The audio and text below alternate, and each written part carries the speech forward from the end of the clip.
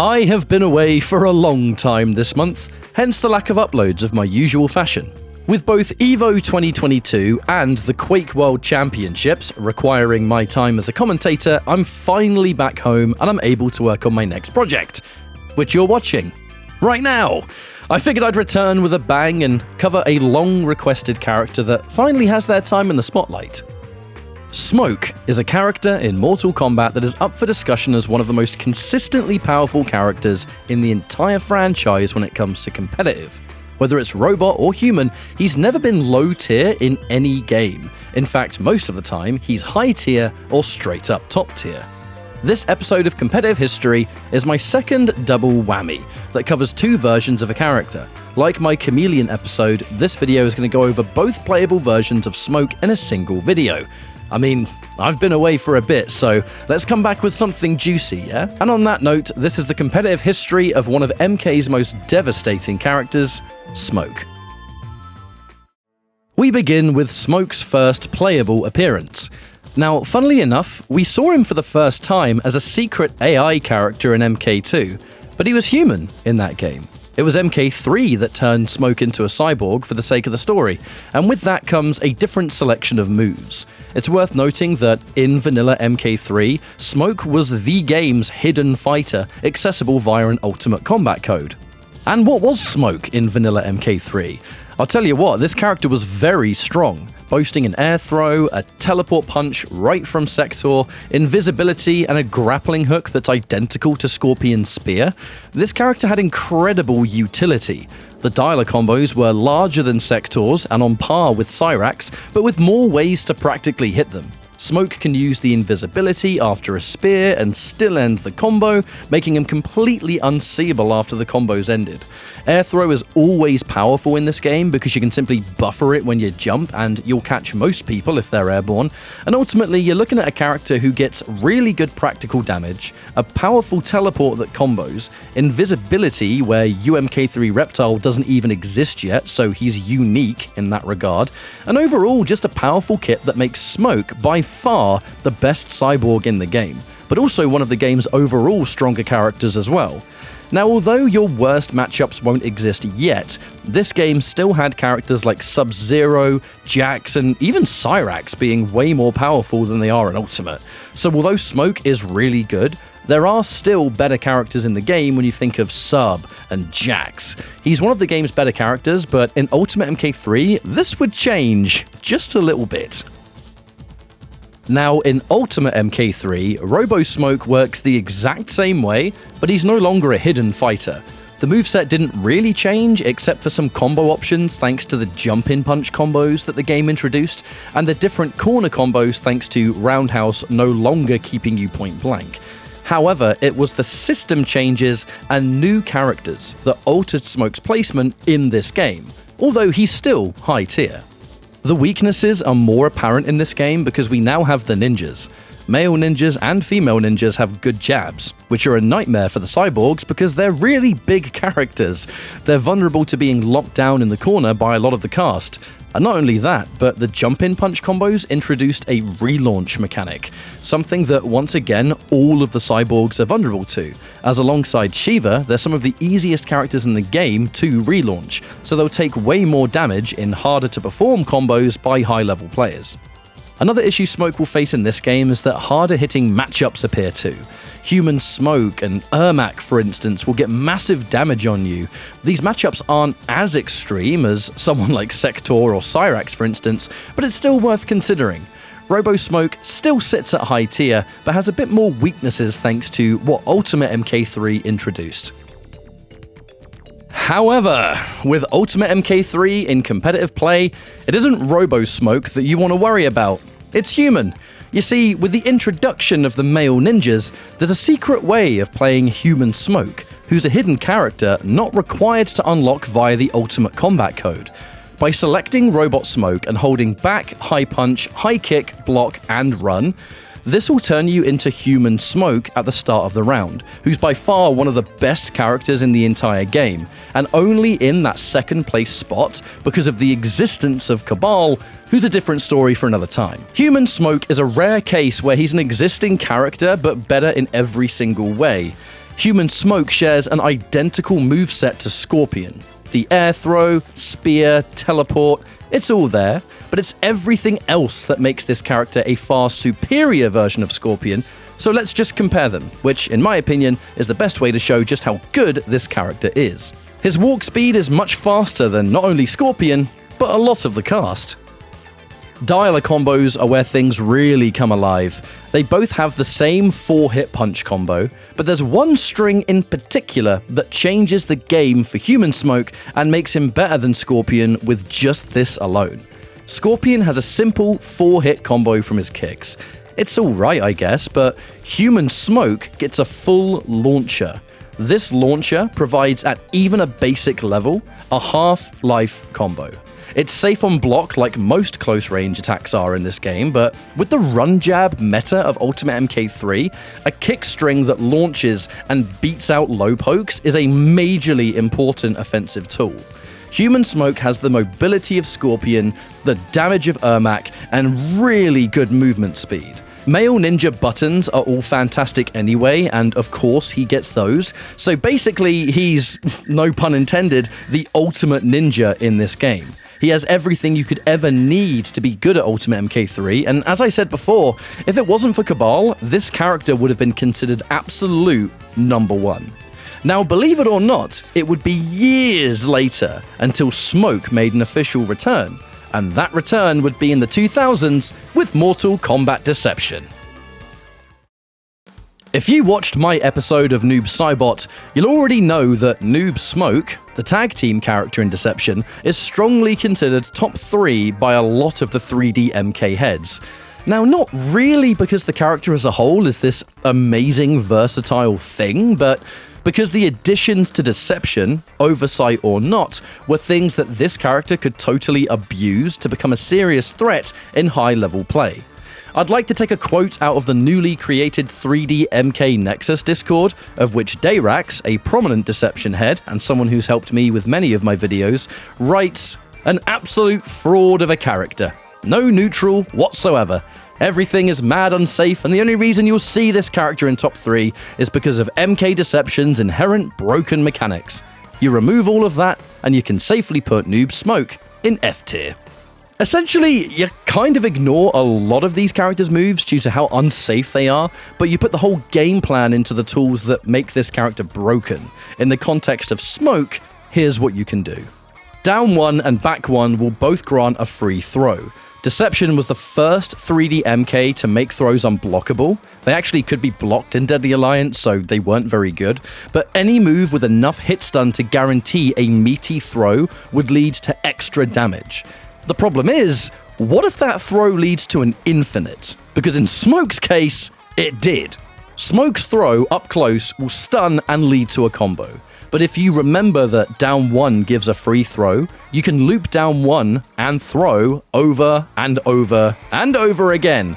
The on-hit animation might be a bit tricky to get used to because it does rotate the camera and stuff, but the bottom line is, a throw can potentially win the entire round, and that is a very scary thing. Throw OTGs are more so Noob's domain, as his throw allows for a pickup against the wall into a full combo. But at the end of the day, you take either infinite or combo, and infinite is going to be the one a competitive player would prefer. This is definitely the most fraudulent top 3 position that Smoke's ever had, but to be honest, if something's good, whether it be oversight or not, like I've already said, it kind of is what it is. Smoke gets a significant downgrade in Armageddon because all the broken stuff from Deception is removed. However, there are some new additions here that make him a much better standalone character, and a fighter that sits quite high in this game's tier list as well. So his hand-to-hand in Deception is still here, but he actually gains a second hand-to-hand rather than a weapon, which is not common in this game. In this case, it's Judo, which has some unblockable throws that may not do much damage, but it's nice to have them this time over. It also gives him some launch potential that will grant high practical damage combos without needing any kind of the Armageddon-specific air infinites. The strange thing about Smoke in this game is that his first hand-to-hand down 1 is unbreakable. It's used for linking some combos together after a launch, and it's kind of funny how it's just free damage, to be honest. The existence of two hand-to-hand stances that work quite well together, his specials being better suited to a solo character, and the increased combo potential makes Smoke a fairly strong character overall. He was very unsafe in Deception, but only had one stance, so having Judo as well means that you do have a bit of variety there that Deception didn't grant you. He's quite a slow-played character because his Smoky Cloud still works as an ice clone, Teleport Punch can punish certain strings or things at range, and he hits really hard without needing a lot of effort to do so. But a big thing is that you get two teleports, an attacking one and a mobility one. Now, the mobility one works super well with his Judo stance, as 3D MK isn't like modern games. If you're not jumping or moving at the time of the teleport, you're kinda stuck turning around, which creates an awkward defensive situation against Judo's grabs. It's similar to Meat's teleport, but not as extreme. Overall, this character is rock solid, and is considered around the top 10 area by most Armageddon players and tier lists that you'll find online. He's a good pick.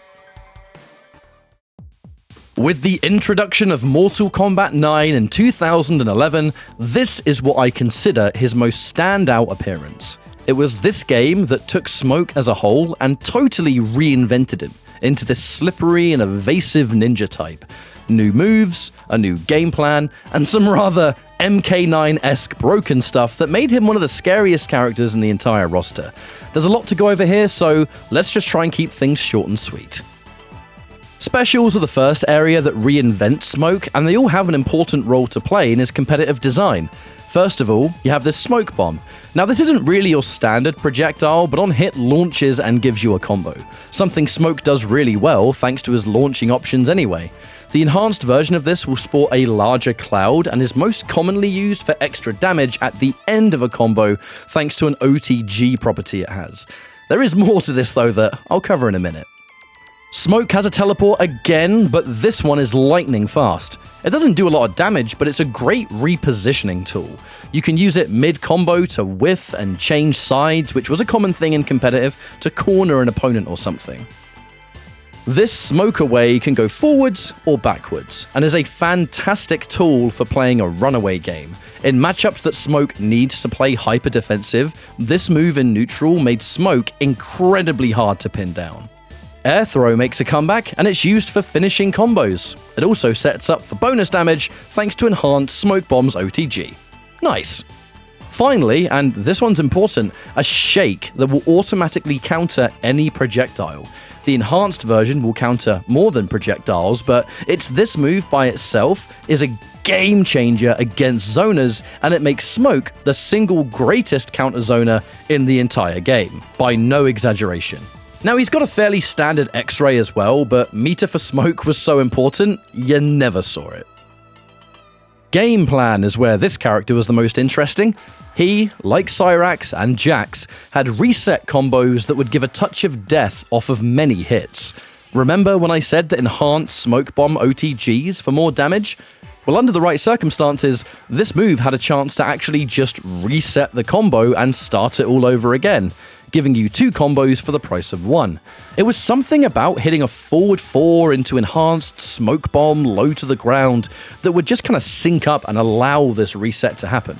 Now, it was never fully 100% guaranteed. Sometimes it would give you extra damage and, well, work as intended, but it wouldn't reset. It was either inconsistent or so specific that it was unlikely that a player would get the reset every time. You could do this reset more than once in a combo, by the way, which was unreal, and it could lead to 100% damage if you got it right. Smoke wasn't a character who could open you up easily, however, as he had no low combo starter, but he did have an overhead. The overhead could lead to the reset, and the low options were just low pokes, so it made no sense to block low when the overhead gave so much reward. Overall, this character was really scary at a high level. He had the best counter zoning in the whole game, some of the best movement as well because it was hard to chase him down, and damage that was only matched by a tiny handful of characters. He was a common counter pick for characters like Freddy Krueger, and was even good at fighting someone like Cyrax too, so there were some top tiers that he could fight well, which wasn't common in this game. However, there were characters seen to be a bit better, so he didn't quite sit into the top 5, but he was barely outside of it. Legendary Smoke players from the game's prime time would be the likes of GGA Waffles, X-Smoke X, KT Smith, CD Jr., Zarakamaka. I mean, this character was quite popular, and I'm sure you'll know why by now. Hell, even legendary fighting game head Aris was a pioneer of the character back in year 1, and he made a lot of fans that EVO weekend from showing Smoke on a level that folks hadn't even seen yet. And lastly, it is time for the current final version of Smoke that we have.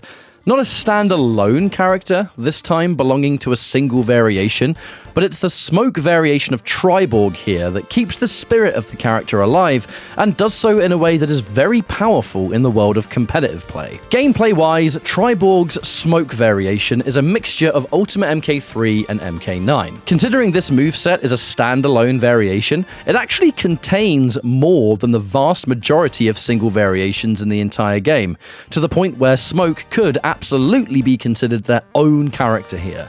Trust me when I say they get a lot of stuff. The biggest takeaway from Smoke this time is mix-up potential and mobility. The counter-zoning style can still exist with Smoke Bomb and Smoke Away, but these tools offer a large amount of pressure and mix-ups too, as the meter burn Smoke Bomb is plus on block this time over, and Triborg has a universal overhead and low combo starter.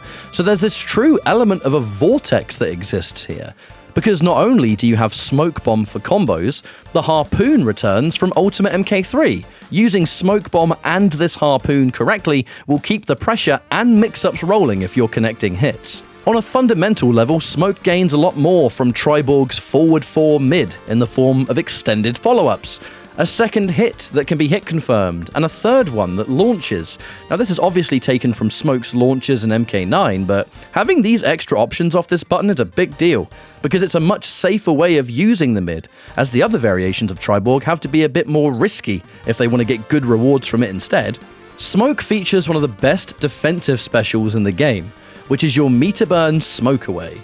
Now this is fully invincible to most things, so if you're using it between gaps, or most commonly on wake up, Smoke gets a full combo if you overcommit.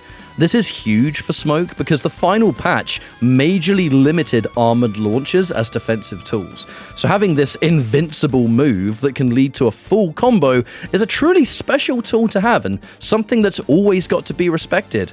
There are almost no invincible moves in the game, so anytime a character has one, trust me when I say it's a big deal.